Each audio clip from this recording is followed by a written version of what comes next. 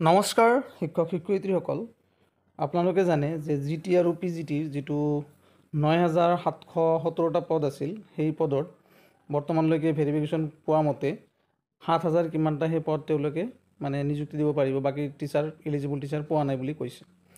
তো ইয়াৰ পূৰ্বে ৫,৫৫০টা পদৰ কাৰণে বিজ্ঞাপন দিছিল। সেই ৫,৫৫০টা পদৰ অলৰেডি ভেৰিফিকেশ্যন হৈ ফাৰ্ষ্ট প্ৰভিজনেল মেৰিট লিষ্ট ওলাইছে। তাতে জিটি পিজিটিৰ সকলো বহুতো কেণ্ডিডেটৰ নাম তাতে ওলাইছে।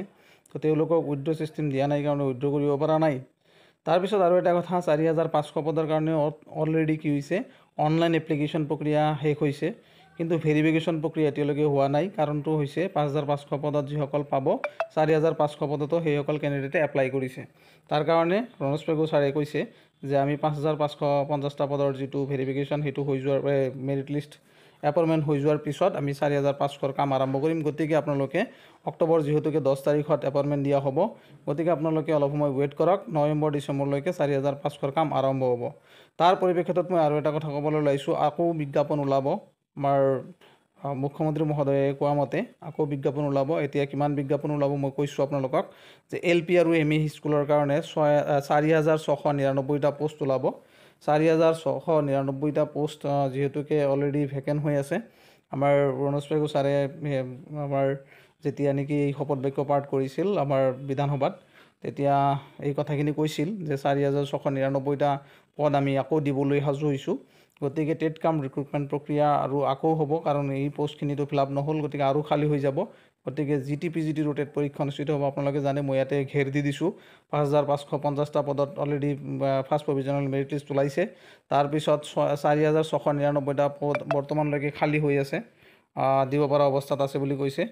তো ৪,৫০০ পদৰ অনলাইন শেষ হোৱাৰ পিছত তেতিয়া ভেৰিফিকেশ্যনৰ কাম বাকী আছে। সেইখিনি কৰাৰ পিছত এই ৪,৬৯৯টা পদ আকৌ শিক্ষক শিক্ষয়িত্ৰীসকলৰ কাৰণে মুকলি কৰি দিয়া হ'ব।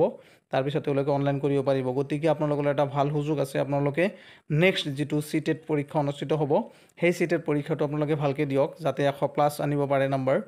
100+ নম্বৰ আনিব পাৰিলেহে আপোনালোকে জানে বৰ্তমান ছিষ্টেম। গতিকে আপোনাৰ টেটৰ মাৰ্কটোহে বেছি পাৰদৰ্শী হ'ব লাগিব, কাৰণ টেটৰ মাৰ্ক যিহেতুকে লাগিব, গতিকে টেটৰ মাৰ্কটোত আপোনালোকে ভাল মাৰ্কছ এটা আনিব পৰা হ'ব লাগিব।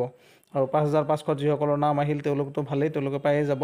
তো যি কাট অফ গৈছে দেখা গৈছে 4,500 যিটো পদ আছে, সেই পদতো কাট অফ বহুত কম যাব। গতিকে নেক্সটত যিটো টেট পৰীক্ষা হ'ব, পৰীক্ষাৰ কাৰণে বিজ্ঞাপন ওলাব ৪,৬৯৯টা, তাতে কিন্তু বহুতো কেণ্ডিডেট এতিয়াৰ পৰা প্ৰিপাৰেশ্যন আৰম্ভ কৰিছে। গতিকে ভাল এটা মাৰ্কছ আনক, সেইটোত কাট অফ অলপ বেছিকৈ যাব। গতিকে এইখিনি পদ পূৰণ কৰিব পৰা যাব বুলি কৈছে।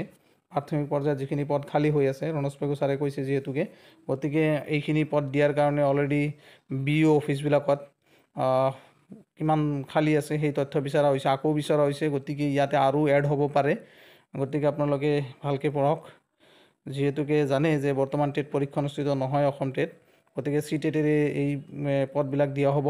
তাৰ লগত আৰু এটা কথা, অলৰেডি মুখ্যমন্ত্ৰী ছাৰ আৰু ৰণোজ পেগু ছাৰে অলৰেডি কৈছে যে আমি আৰু বড়ো মিডিয়ামত স্পেচিয়েল টেট এটা পাতিম।